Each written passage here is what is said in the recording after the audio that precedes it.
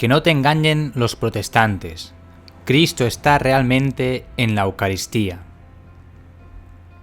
Los católicos decimos que en cada partícula de la hostia y el vino consagrado está verdaderamente Cristo presente con su cuerpo y con su sangre, y no se trata de un símbolo ni algo figurativo, es Cristo en realidad. Sostenemos que el pan y el vino consagrados se transforma en la carne y la sangre de Cristo, aun sin perder la apariencia de pan y vino. Hubo allí una transubstanciación, en un momento preciso de la consagración en la misa, por un ministro ordenado adecuadamente. Los protestantes dicen que no hubo ningún cambio real y todo es un simbolismo. Sin embargo, la Biblia no dice que es un simbolismo, sino todo por el contrario, dice que realmente eso es la sangre y el cuerpo de Cristo. La noción del sacrificio en los judíos. El judaísmo de la época de Jesús, el sacrificio para la expiación de los pecados que hacían los sacerdotes, tenía dos partes. Una parte era la ofrenda, que sucedía cuando el animal se le transfería simbólicamente los pecados del pueblo, por la imposición de manos por parte del sacerdote. Luego se mataba el cordero y con la sangre se rociaba el propiciatorio del arca de la alianza. Las entrañas se quemaban, el cordero era asado y la carne era llevada a la casa para consumir. El consumo era la segunda parte del sacrificio.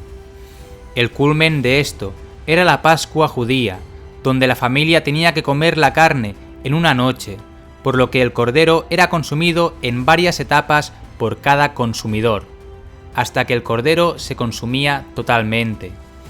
Lo que significa que la ofrenda sucedía en un momento único, mientras que el consumo del sacrificio era un evento continuo hasta que se terminaba el cordero. Esto es, de alguna manera, lo que sucede con la Sagrada Comunión. Cristo fue muerto una vez en la cruz como el Cordero Pascual de Dios, de la misma forma que los corderos pascuales de los judíos. Pero el consumo de la ofrenda, que es Cristo, está en curso permanentemente en la Eucaristía. O sea, que Cristo se inmoló una vez, pero el consumo de su sangre y de su cuerpo continúa permanentemente. Por eso, es un error decir que en cada misa Cristo es sacrificado, porque Cristo fue sacrificado una vez y para siempre en el Calvario. Lo que sucede cada vez es la recreación de esa materia para ser consumida. Significa más específicamente que el único sacrificio del Calvario de Cristo se hace presente en forma resucitada y viviente durante la Eucaristía y en forma permanente. Esto es una contestación a lo que dicen los protestantes que los católicos matan a Cristo una y otra vez en la misa. La materia a consumir en cada Eucaristía sucede mediante la transubstanciación milagrosa que hacen los sacerdotes ordenados de las especies de pan y vino. ¿Qué es la transubstanciación? La transubstanciación es la transformación de las especies de pan y vino en la sangre y el cuerpo de Cristo, cuando son consagrados por un sacerdote auténticamente ordenado en la Santa Misa. Subsiste la apariencia de pan y vino, pero realmente existe el cuerpo y la sangre de Jesucristo en cada partícula de las especies consagradas. Esta transformación es sostenida por la Iglesia Católica y las iglesias ortodoxas, no así por la mayoría de los protestantes y evangélicos. Católicos y ortodoxos dicen que en cada partícula de la hostia y el vino consagrado está verdaderamente Cristo presente con su cuerpo y con su sangre, y no se trata de un símbolo ni algo figurativo, es Cristo en realidad. Los católicos hablan de transubstanciación y de presencia real del cuerpo, la sangre, el alma y la divinidad de nuestro Señor. Y los ortodoxos engloban todo esto en la palabra misterio, y para ello usan secundariamente las palabras de transmutación, transubstanciación, conversión y transformación. Hay un misterioso momento en que el sacerdote ordenado realiza la transubstanciación, y que es importante saberlo para comprender la dinámica de las palabras de la consagración en la misa.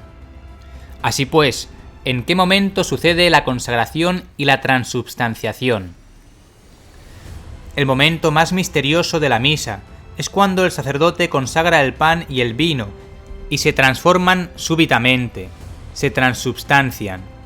Esto sucede en la plegaria eucarística. De esta manera se convierte en la sustancia del cuerpo de Cristo. El pan ya no tiene lo que lo hacía pan, ahora es el cuerpo de Cristo. De igual manera pasa con el vino, pero permaneciendo los accidentes del pan y el vino, como su olor, textura, sabor y otros elementos perceptibles.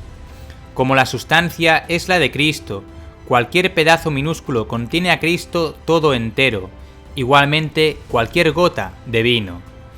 De este modo, comiendo solo el pan o bebiendo solo el vino, se come o bebe el cuerpo entero de Cristo. ¿Cuándo ocurre exactamente la transubstanciación durante la misa? Se produce cuando el sacerdote, in persona Christi, es decir, en la persona de Cristo, dice las palabras de la institución. La opinión común de los teólogos es que las 8 palabras, este es mi cuerpo y esta es mi sangre, son por sí mismas necesarias y suficientes para la forma sacramental de la Eucaristía. ¿Esto cambiaría si un sacerdote consagrara fuera de la plegaria eucarística?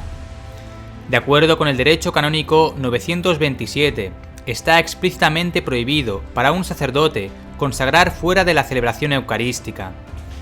Esto significa que es posible que se produzca la transubstanciación, pero sería un grave pecado. ¿Por qué enseña la Iglesia que se produce en ese momento? Simplemente porque es conocido por la tradición. Eso es lo que enseñaron los apóstoles, y eso es lo que la Iglesia católica cree. ¿Cómo se produce la transubstanciación? El cambio de la transubstanciación es instantáneo, no es gradual. Es decir, la presencia de Cristo no pasa del 0% y lentamente llega al 100% durante las palabras de la institución. En la transubstanciación, cada elemento se cambia en el cuerpo, sangre, alma y divinidad de Cristo. Es decir, el pan cambia completamente en el cuerpo y la sangre. Del mismo modo, el vino cambia en el cuerpo y la sangre de Cristo. El pan no cambia en el cuerpo por sí solo, y el vino en la sangre por sí sola. La presencia de Cristo dura todo el tiempo que subsistan las especies eucarísticas. Una vez transubstanciados, el pan y el vino son el cuerpo y la sangre de Cristo, siempre que existan hasta su destrucción por el consumo o la descomposición. ¿Por qué la transubstanciación ocurre en ese momento y no en otro? En el numeral 1376 del Catecismo de la Iglesia Católica afirma que esto es porque Cristo dijo en la última cena que lo que ofrecía bajo la especie de pan era verdaderamente su cuerpo. Por todo ello, ¿cómo contestar entonces las críticas de los protestantes? La mayoría de los protestantes niegan la transubstanciación diciendo que se trata de un símbolo del cuerpo y la sangre de Cristo. Obviamente que ellos no lo pueden replicar en sus servicios religiosos, porque no tienen órdenes consagradas válidas que hagan la consagración, porque cuando la Reforma perdieron el sacramento de las órdenes sagradas y por tanto no pueden completar la transubstanciación. Si un pastor repitiera las fórmulas católicas que se dicen en misa, las especies seguirían siendo pan y vino, no habría ningún cambio en ellas. Pero en ninguna parte del Nuevo Testamento dice que la Eucaristía es solo simbólica, y eso tendrían que evaluarlo especialmente los protestantes, porque son los propulsores de la sola Escritura. Y es más, si echamos un vistazo a lo que dice la Escritura, veremos lo contrario. Tomemos por ejemplo a San Pablo. Él dice: ¿la copa de bendición que bendecimos no es acaso comunión con la sangre de Cristo? ¿Y el pan que partimos no es comunión con el cuerpo de Cristo? Porque aun siendo muchos, un solo pan y un solo cuerpo somos, pues todos participamos de un solo pan. Primera de Corintios 10 del 16 al 17. En este pasaje queda claro que San Pablo dice que el pan es el cuerpo de Cristo y el vino es la sangre de Cristo, y no solo símbolos de ellos. Y además continúa diciendo: porque yo recibí del Señor lo que os transmito, que el Señor Jesús, la noche en que fue entregado, tomó pan, y después de dar gracias lo partió y dijo: Este es mi cuerpo que se da por vosotros. Haced esto en recuerdo mío. Asimismo, también tomó la copa después de cenar diciendo: Esta copa es la nueva alianza en mi sangre. Cuantas veces la bebiereis, hacedlo en recuerdo mío. Pues cada vez que coméis este pan y bebéis esta copa, anunciáis la muerte del Señor hasta que venga. Por tanto, quien coma el pan o beba la copa del Señor indignamente, sea reo del cuerpo y de la sangre del Señor. Examínese pues cada cual, y coma así el pan y beba de la copa. Pues quien come y bebe sin discernir el cuerpo, come y bebe su propio castigo. 1 Corintios 11 del 23 al 29. Cuando San Pablo expresa que Jesucristo dijo: Esto es mi cuerpo y esta es mi sangre, no puede leerse que dijo: Esto representa mi cuerpo y esta representa mi sangre. Además, Jesús se presentó en los evangelios como: Yo soy el pan de vida, el que viene a mí nunca tendrá hambre, y el que cree en mí nunca tendrá sed.